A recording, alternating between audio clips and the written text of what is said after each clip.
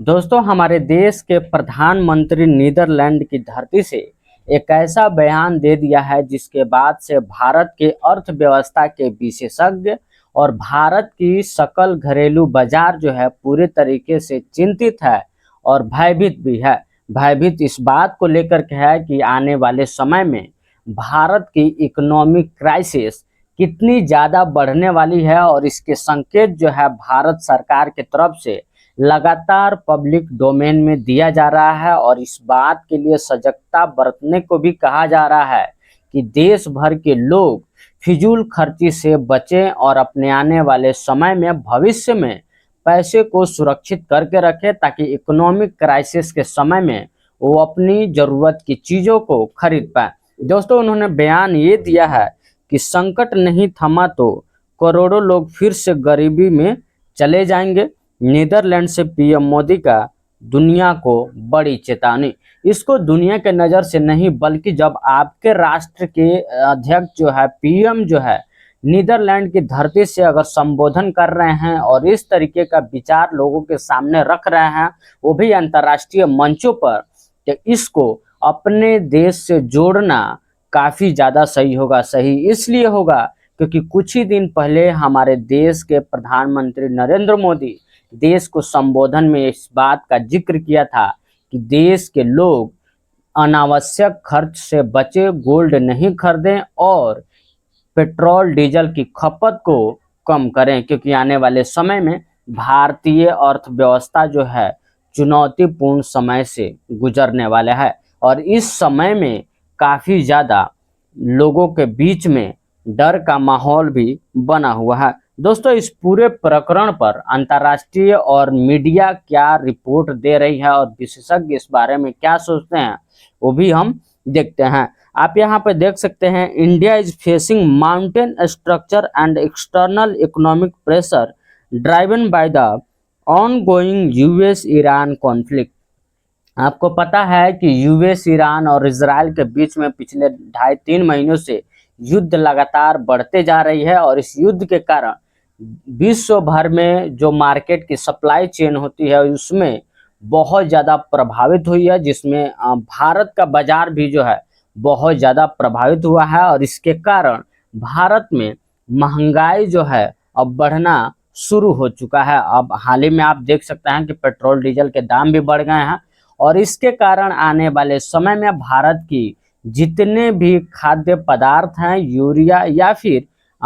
मनुष्य के खाने के लिए जो भी उपयोग सामानें हैं वो उसकी भी दामें बढ़ने वाली है। आप यहाँ पर देख सकते हैं, विल मैसिव फॉरेन कैपिटल और outflow and inflation threaten strength house hold the country process strong forex reserve and stable banking system avoid an imminent servant collapse. Bharat सरकार जो है पूरे तरीके से फॉरेन रिजर्व को यानी डॉलर का जो रिजर्व है उसको बरकरार और संतुलन रखने के लिए दिन रात काम कर रही है ताकि भारत की अर्थव्यवस्था जो है चरमराए नहीं, बाजार में यहाँ पे स्टेबिलिटी बनी रहे। इस कॉन्फ्लिक्ट के कारण आप देख सकते हैं ग्लोबल इकोनॉमिक इम्पैक्ट जो है काफ़ी हद तक बढ़ सकता है। आप यहाँ पर छोटा सा अनुमान लगाइए, अगर तेल का दाम बढ़ेगा तो तेल के दाम बढ़ने से ट्रांसपोर्ट के खर्चे बढ़ेंगे, जिसमें सब्जियाँ, दवाइयाँ, petrol diesel, IT sector, bank की चीज़ें, इंपोर्ट एक्सपोर्ट, अन्य कई सारे मैन्युफैक्चरिंग, कंज्यूमर स्पेंडिंग,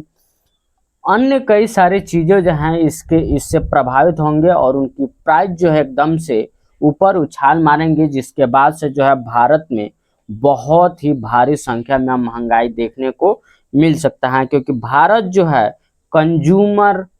नेशन है। यहाँ पे मैन्युफैक्चरिंग यूनिट उतनी ज़्यादा नहीं है जो अपने लोगों को खुद से प्रोडक्शन करके उनकी जो ज़रूरत की चीज़ें हैं उनको दे पाए, क्योंकि इंडिया में अधिकतर सामानें जो है बाहर के राष्ट्रों से इंपोर्ट किया जाता है। द वायर का भी रिपोर्ट है, यहाँ पे एक बहुत ही सिंथेटिक और बहुत ही सही जानकारी लेकर के वायर ने लाया है। Medicine price in India expected to rise sharply as a raw material cost see 30% surge। दवा बनाने की जो रॉ मटेरियल होती है, जो उसका केमिकल्स होते हैं, इस क्राइसिस के वजह से 30% तक जो है बढ़ चुकी है उनके दाम। तो आने वाले समय में ये बहुत ही 100% गारंटी के साथ एक्सपेक्टेड टू राइज शार्पली, एकदम से दवा की जो रेट है भारत में बढ़ने वाली है। दवा के रेट बढ़ने से भारत की स्वास्थ्य सुविधाएं जो हैं पूरे तरीके से प्रभावित होगी। आपको ये भी पता होगा कि भारत जो है शुगर और बीपी के मामले में वर्ल्ड कैपिटल बनता जा रहा है, और इंडिया में शुगर और बीपी के दवाएं जो है पूरी दुनिया में सबसे ज़्यादा इंडिया में खाया जाता है। तो इन सभी दवाओं के दाम जो भी है बढ़ने वाले हैं, और लगभग भारत की स्वास्थ्य सुविधाएं भी जो हैं इस क्राइसिस के चपेट में आने वाली है। दोस्तों, इसी कड़ी में एक बहुत ही महत्वपूर्ण बिंदु पर हम देख लेते हैं। United states dollar equal 96.37 Indian rupee. इसका क्या मतलब है दोस्तों? यानी एक डॉलर का कीमत जो है इंडिया के 96 रुपये 37 पैसे के बराबर है। यानी अगर आप यहाँ पर 96,3700 रुपये लेकर के जाते हैं अमेरिका में, तो वहाँ पर सिर्फ जो है 1,000 रुपये के आसपास पैसे आपको यूएस डॉलर मिलेंगे। तो अंतर्राष्ट्रीय मार्केट में जब यूएस डॉलर में व्यापार होता है, और ऑलरेडी इंडिया की करेंसी इतनी ज़्यादा कमज़ोर स्थिति में है, तो आप समझ लीजिए कि अंतर्राष्ट्रीय मार्केट में भारत की जो बाजार की लेन देन, इंपोर्ट एक्सपोर्ट की जो बातें आती हैं डॉलर में जो होती हैं, वो कहीं ना कहीं प्रभावित होंगी। भारत की अर्थव्यवस्था इससे काफ़ी ज़्यादा हद तक नुकसान उठाने वाला है,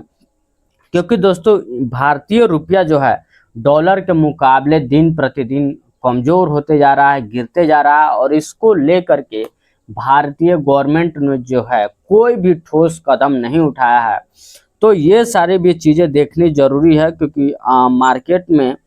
रुपए का इस तरीके से गिरना भारतीय अर्थव्यवस्था के लिए ये सही बात नहीं है। ये दर्शाता है कि आने वाले समय में कुछ ही महीनों में भारत में काफ़ी हद तक महंगाई बढ़ने वाली है, और आम लोगों की जीवन भी अस्त व्यस्त होने वाले हैं। दोस्तों, आप यहाँ पर एक चार्ट के माध्यम से आपको मैं समझाना चाहता हूँ कि साल 2015 में $1 के मुकाबले कितना भारतीय रुपया होता था, और आज के समय में साल 2026 के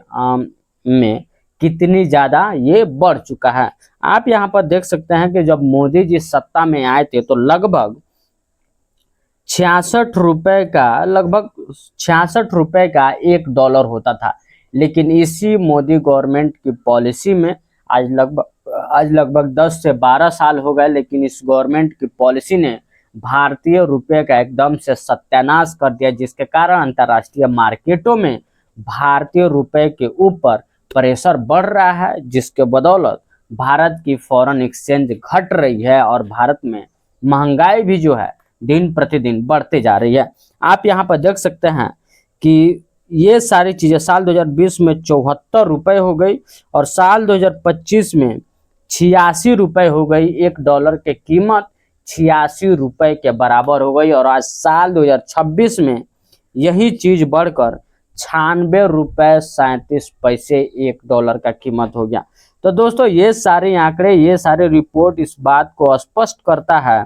कि हमारे देश की मोदी गवर्नमेंट जो है अपनी आर्थिक नीति को सही से चलाने में पूरे तरीके से विफल रही है, इसको कंट्रोल नहीं कर पा रही है, और ना ही कोई प्रभावी ढंग से वो नीति लागू कर रही है, जिसके बाद से भारतीय अर्थव्यवस्था मजबूत स्थिति में रहे। दोस्तों, आने वाले समय में हो सकता है कि भारत की रुपया जो है डॉलर के मुकाबले 150 तक जा सकती है, ऐसी रिपोर्ट सामने आ रही है। दोस्तों, अगर आप इस तरीके का रिपोर्ट देखना चाहते हैं तो हमारे चैनल को सब्सक्राइब कीजिए, वीडियो लाइक शेयर जरूर कीजिए, और वीडियो से अपडेटेड रहना चाहते हैं तो बेल आइकन भी जरूर दबाइएगा।